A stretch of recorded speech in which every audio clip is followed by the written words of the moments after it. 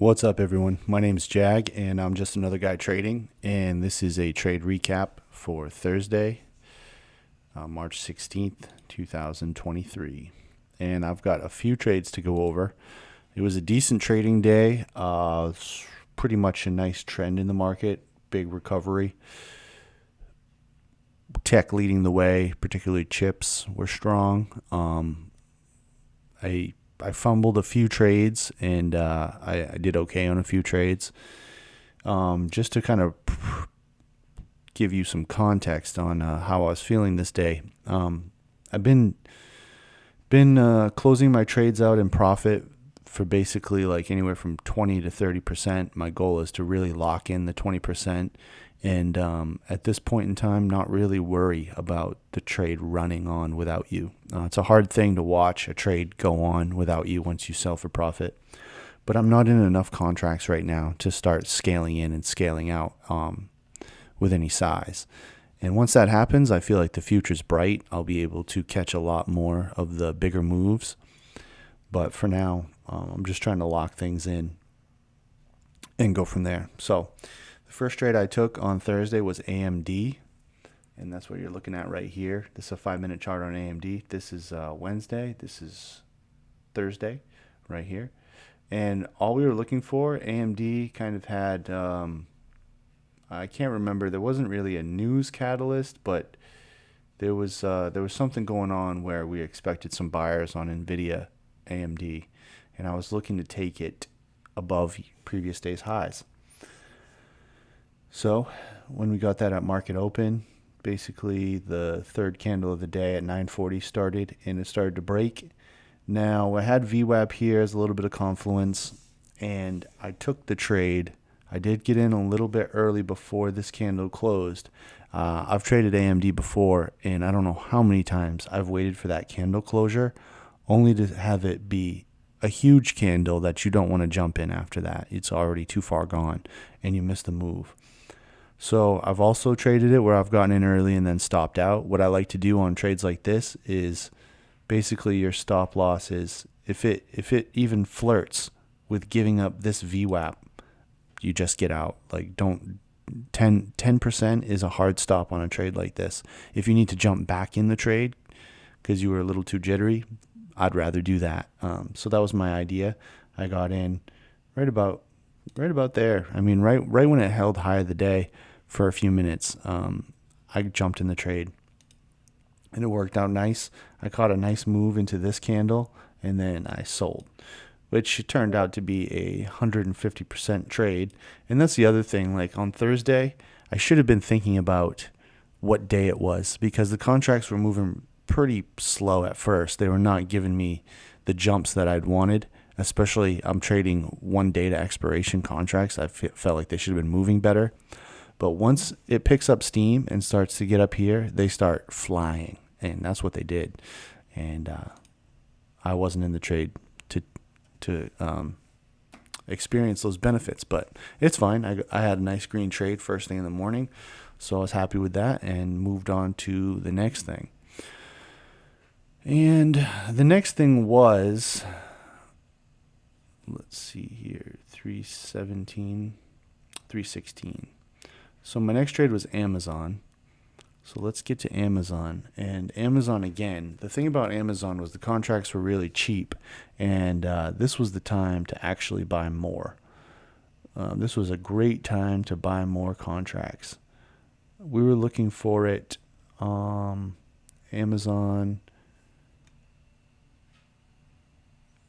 I think 97 was my key level, and once you see this candle established here, that's kind of what I'm watching to hold. So when it came back down and retested on this candle, I entered a trade. And like I said, the contracts were so cheap that I should have had more. I think they were like $78 a piece, and I had I only bought one. I only bought one contract. It was $72. So even though I was like seeing some movement here, I was thinking to myself, how much are you really going to make on, $72? 100% is $72. So, and I got to get rid of that. I need to get rid of that mindset. Like, it doesn't matter how much money I make. You put on a trade, you need to see if that trade's going to play out to your percentage wise. Like, are you going to catch the 20, 30% that you said you would? It doesn't matter if it's $10, or are you going to get stopped out? So, long story short, I have 5, 10, 15 minutes of sort of consolidation. We saw some drawdown here. And then once I got green again, I cut the trade for like 10%. And that also moved to be that 100% gainer that went on without me. And I just was thinking, like, I don't want to lose 10 or 20 bucks on this. Like, I'm already up on the day. But hey, it was a good trade. It was a nice trade. It did exactly what I thought it would. You have this resistance, broken, turn support. Boom, go for it. And you can see it held. Just because it wicked down here, it held that line beautifully. So stay in the trade, bro. What are you doing? So I kind of fumbled that one. And that's something I'm working on psychologically, is that when I have a nice green morning, it's hard for me to have conviction in my next trades because I don't want to give up any of that green. So that would fall into the category of fear of losing money. And it's debilitating. You know, any of the fears, fear of missing out, fear of losing money, fear of leaving money on the table, all that stuff is debilitating. But you have to find what is your weakness and what you need to work on. And for me, that's one of them. I've been trading options less than a year. I've told my story a few times on these videos, but the way it goes is like I just ping ponged back and forth. And I was about 2K, 2.5K down, and I just said pause. I know that I've got the physical aspects of charting down, you know, not mastered, but I understand this. Why am I not being successful? Well, there's a psychological part. And once I figured that out and I bought into it, I realized that it doesn't make sense to trade more than one contract at a time because you're just going to lose money faster. So I've been working my way back from that 2.5K down, and I'm about $400 away from being break even all time. And the closer I get to that break even, the more I feel that fear of losing money because I don't want any more setbacks. I just want to push through. I want to get a buffer and go from there. But again, even speaking this out loud, like, you can't treat the market as something you want to happen or you don't want to happen, or it doesn't work that way. Find the trades that work to your system, put the trades on, follow the plan. That's it. That's it. There's nothing else to say about it. Nothing about what you want, nothing about what you think or feel. That's all. So I continued trading. There was a lot of good setups with this nice trending up day. We haven't seen one of these days for a while, I feel like. So I went on to catch NVIDIA. NVIDIA was a close call, I can remember. We caught a little piece of it, and this is one of those times where catching just that like 20% really helps out. And I think this was, let me see the time. Let me look at the timestamp real quick on NVIDIA to see where I traded it. 10:30. Okay, so yeah, it was right here at this 244 level. Yeah, I was looking for this candle right here. Previous support turned resistance, and this was also something I had as a key level right there. So I was looking for a move over that, and once again, it did work out. I got out of the trade without seeing any red, luckily, because even, you know, we're trading Thursday, we're trading one day to expiration. I caught this pop, which was like, let's see how, yeah, it was over $1 move, just like that on that little candle. And then it did come back down on this candle, and then obviously shoot up for another banger that I wasn't part of. But I caught my little piece, and I was happy, and I moved on. From NVIDIA, I tried to trade SPY because this is what I really wanted. I've been watching this 200 moving average on the daily for what seems like forever. And I'm going to bring up my SPY chart that I was looking at the time, and it's going to be quite messy. but it's going to be worth taking a look at. Let me exit out of here, go here, this chart, pull this up. All right. So you can see SPY went parabolic.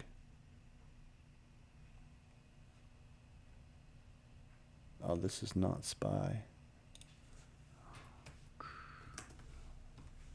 There we go. There we go. SPY did go parabolic on Thursday, off my key demand zone. This opening was something I don't know. I was too zoomed in on this opening, and I should have zoomed out more to see. Hey, all this is doing is testing your demand zone. It came down, and then respected the demand zone, and then sent it. And once it created this huge move, I grabbed these candles and made a box out of that. The price hasn't come down there yet, so we'll see how it respects this later. But this is the 200-day moving average. I've been trying to catch this thing. It tested it 4 times since the previous Friday.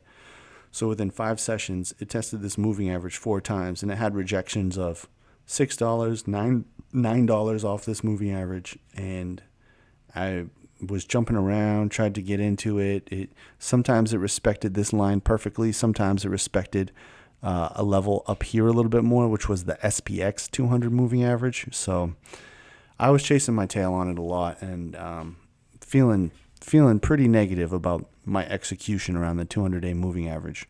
So I wanted to catch it again, and I went in with 2 contracts. You know, here as it approached, and then I think right there at the top there, as that candle closed. And then when we got a little dip, I sold 1 contract, and then I just sold the other contract up there for break even. The whole trade was like break even. So I missed it again, and it did come up and kind of give you a push down, but I wasn't expecting the same reaction as earlier in the week, because it had already been rejected like 4 times. So with this nice parabolic move, in the back of my head, I'm also thinking this could be the push. So basically it broke, retested, and sent the 200 moving average. But then, worse than that, it broke my whole supply zone and retested that supply zone right there. And if you zoom out, you can see this is where the 200 moving average was tested a few days earlier right there. Look at how clean that is. Almost to the penny. It comes down, retest previous resistance. Whoa, hello. Now turn support. That's nice. And it took off from there. So, yeah, I should have flipped my bias to long at that point, where the supply zone was broken, retested with the 200 moving average there.